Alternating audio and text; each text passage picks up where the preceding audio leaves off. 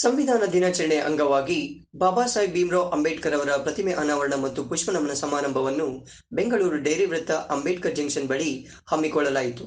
ಕಾರ್ಯಕ್ರಮಕ್ಕೆ ಪ್ರೊಫೆಸರ್ ಹರಿರಾಮ್, ಭಾರತೀಯ ಪರಿವರ್ತನಾ ಸಂಘ ರಾಜ್ಯಾಧ್ಯಕ್ಷರು, ಲಕ್ಕಸಂದ್ರ ಮಾಜಿ ಬಿಬಿಎಂಪಿ ಸದಸ್ಯರಾದ ಸರಳಾ ಮಹೇಶ್ ಬಾಬು, ಬಿಟಿಎಂ ಕ್ಷೇತ್ರದ ಕಾಂಗ್ರೆಸ್ ಮುಖಂಡರಾದ ರಘುಕುಮಾರ್, ಪ್ರಭು ಹಾಗೂ ಹೋರಾಟಗಾರರಾದ ನೀಲಕಂಠನ್ ರವರು, ವೆಂಟಿಮ್ ಕುಮಾರ್, ಹೋರಾಟಗಾರರು, ಚಳುವಳಿಯ ಮುಖಂಡರು, ಹಲವು ಜಯನಗರ ಮತ್ತು ಬಿಟಿಎಂ ಕ್ಷೇತ್ರದ ಗಣ್ಯರು ಹಾಜರಿದ್ದರು. ಕಾರ್ಯಕ್ರಮದ ನೇತೃತ್ವವನ್ನು ಬಿವಿಎಸ್ ಅಧ್ಯಕ್ಷರಾದ ಶರವಣ ಮತ್ತು ಬಿವಿಎಸ್ ಸಂಯೋಜಕರಾದ ಮೂರ್ತಿ ಭೀಮರಾವ್ ವಹಿಸಿದ್ದರು. ಕಾರ್ಯಕ್ರಮಕ್ಕೆ ಹಲವು ಸಂಘಟನೆಗಳು ಬೆಂಬಲವನ್ನು ನೀಡಿದ್ದರು. ತಪ್ಪು ಕಲ್ಪನೆ ನಮ್ಮಲ್ಲಿದೆ. ಸಂವಿಧಾನ ಅಂದ ತಕ್ಷಣ ಕೇವಲ ಇದು ದಲಿತರಿಗೆ ಮಾತ್ರ ಸಂಬಂಧಪಟ್ಟದ್ದು, ಇದು ಕೇವಲ ಮೀಸಲಾತಿ ಬಗ್ಗೆ ಮಾತಾಡ್ತದೆ ಅನ್ನುವಂಥ ಒಂದು ತಪ್ಪು ಕಲ್ಪನೆ ಮತ್ತು ತಪ್ಪು ಗ್ರಹಿಕೆಗಳನ್ನು ಸಮಾಜದಲ್ಲಿ ಬಿಟ್ಟಿದ್ದಾರೆ. ಆದರೆ ಇದೆಲ್ಲವೂ ತಪ್ಪು. ಯಾಕಂದರೆ ಸಂವಿಧಾನದಲ್ಲಿ ಏನು ಆರ್ಟಿಕಲ್ 15(4) ಇರ್ಬೋದು, 16(4) ಇರ್ಬೋದು, ಅಥವಾ ಮೀಸಲಾತಿ, ರಾಜಕೀಯ ಮೀಸಲಾತಿ, ಈ ಮೂರ್ನಾಲ್ಕು ಆರ್ಟಿಕಲ್ಸನ್ನು ಬಿಟ್ಟರೆ ಇನ್ನು ಉಳಿದಂಥದ್ದು ಇಡೀ ದೇಶದ ಬಗ್ಗೆ ಮಾತಾಡ್ತಕ್ಕಂಥದ್ದು. ಉದಾಹರಣೆಗೆ ನಾವು ಭಾಗ 4ರಲ್ಲಿ ಏನು ರಾಜ್ಯ ನಿರ್ದೇಶಕ ತತ್ವಗಳಂತ ಕರಿತೀವಿ, ಡೈರೆಕ್ಟಿವ್ ಪ್ರಿನ್ಸಿಪಲ್ ಸ್ಟೇಟ್ ಪಾಲಿಸಿ ಅಂತ ಕರಿತೀವಿ, ಅಲ್ಲಿ ನೋಡಿದಾಗ ಇಡೀ ನಮ್ಮ ದೇಶದ ಸಾಮಾಜಿಕ, ಆರ್ಥಿಕ ಮತ್ತು ಶೈಕ್ಷಣಿಕ ವ್ಯವಸ್ಥೆಯನ್ನು ಹೇಗೆ ಪರಿವರ್ತಿಸಬೇಕು ಅಂತ ಹೇಳ್ತದೆ. ಅದರ ಪ್ರಕಾರವೇ ಇವತ್ತು ನಮಗೆ ಶಿಕ್ಷಣ ಮೂಲಭೂತ ಹಕ್ಕಾಗಿದೆ. ಹಾಗೆ ಅದೇ ಸಂವಿಧಾನ ಈ ದೇಶದ ಸಂಪತ್ತನ್ನು ಸರ್ವರಿಗೂ ಸಮಾನವಾಗಿ ಹಂಚಬೇಕು ಅಂತ ಹೇಳ್ತದೆ. ಆದರೆ ಸರ್ಕಾರಗಳು ಇದುವರೆಗೂ ಅದರ ಬಗ್ಗೆ ಆದ್ಯತೆ ಕೊಟ್ಟಿಲ್ಲ. ಅದೇ ರೀತಿಯಾಗಿ ಈ ದೇಶದಲ್ಲಿ ಶೋಷಿತರು, ಮಹಿಳೆಯರು, ಮಕ್ಕಳು ಎಲ್ಲರನ್ನು ರಕ್ಷಣೆ ಮಾಡಬೇಕು, ಅವರಿಗೆ ವಿಶೇಷವಾದ ಕಾನೂನುಗಳನ್ನು ಮಾಡಬೇಕು ಅಂತ ಹೇಳ್ತದೆ. ಆ ನಿಟ್ಟಿನಲ್ಲಿ ಇವತ್ತು ಅನೇಕ ಕಾನೂನುಗಳು ಕೂಡ ಇವತ್ತು ಮಾಡಿರೋದನ್ನು ನಾವು ನೋಡ್ಬೋದು. ಹೀಗೆ ಸಂವಿಧಾನ ಒಟ್ಟು ಇವತ್ತು ಪ್ರತಿಯೊಬ್ಬ ಭಾರತೀಯ ಬದುಕನ್ನು ರೂಪಿಸುವಂಥ, ಪ್ರತಿಯೊಬ್ಬ ಭಾರತೀಯನ ಬದುಕನ್ನು ಕಟ್ಟುವಂಥ ನಿಟ್ಟಿನಲ್ಲಿ ಸಂವಿಧಾನ ಕೆಲಸ ಮಾಡ್ತಾ ಇದೆ. ಇಂದು ನಮ್ಮ ಡಾಕ್ಟರ್ ಅಂಬೇಡ್ಕರ್ ಅವರು ನಮ್ಮ ಸಂವಿಧಾನದ ತಂದೆಯವರು.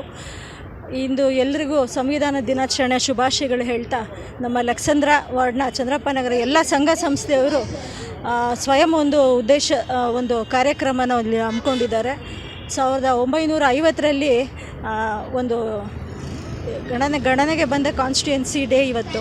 1950ರಿಂದ ಶುರುವಾಗಿದ್ದು ನಮ್ಮ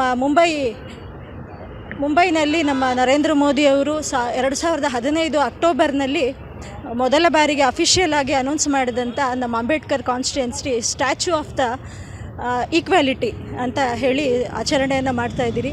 ಮತ್ತೊಮ್ಮೆ ಎಲ್ಲರಿಗೂ ಸಂವಿಧಾನ ದಿನಾಚರಣೆಯ ಶುಭಾಶಯಗಳು. ಸಂತೋಷ ತಂದಿರ್ತಕ್ಕಂಥ ದಿನ. ಯಾಕಂದರೆ ನಾನು ಸಣ್ಣ ವಯಸ್ಸಲ್ಲಿ ಅಂಬೇಡ್ಕರ್ ಅಧ್ಯಯನ ಕೇಂದ್ರಕ್ಕೆ ಹೋಗಬೇಕಾದ್ರೆ SLC ಓದ್ತಾ ಇದ್ದೆ. 2002 ಅದಾದಮೇಲಿಂದ ನಾನು ಅವಾಗ 2002ಅಲ್ಲಿ SLCಯಲ್ಲಿ ಬರೀ 3rd ಕ್ಲಾಸಲ್ಲಿ ಪಾಸಾಗಿದ್ದೆ. ಹರಿರಾಮ್ ಸರು, ಗೋಪಣ್ಣ ಮತ್ತು ಲಕ್ಷ್ಮಕ್ಕ ಅವರು ಬಾಬಾ ಸಾಹೇಬ್ ಅಂಬೇಡ್ಕರ್ ಬಗ್ಗೆ ತಿಳಿಸ್ಕೊಟ್ಟು ಕ್ಯಾಂಪ್ಸ್ಗಳ ಮಾಡಿ ನನಗೆ ಇನ್ಸ್ಪೈರ್ ಮಾಡಿದ್ರು.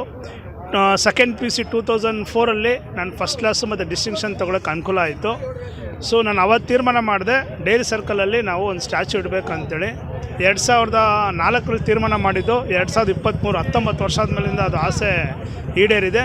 ಇದಕ್ಕೆ ನನಗೆ ಸಹಕಾರ ಕೊಟ್ಟಿರ್ತಕ್ಕಂಥ ಪ್ರತಿಯೊಬ್ಬರಿಗೂ ಈ ಸಂದರ್ಭದಲ್ಲಿ ನಾನು ಕೈ ಮುಗಿದು ಧನ್ಯವಾದಗಳನ್ನ ತಿಳಿಸ್ಕೊತಾ ಇದ್ದೀನಿ. ಮತ್ತು ಡೈರಿ ಸರ್ಕಲ್ನ ಅಂಬೇಡ್ಕರ್ ವೃತ್ತ ಅಂತ ಹೇಳಿ ಇವತ್ತು ಇಲ್ಲಿ ನಾವು ಪುತ್ಥಳಿನ ಇನಾಗ್ರೇಟ್ ಮಾಡಿದ್ವಿ.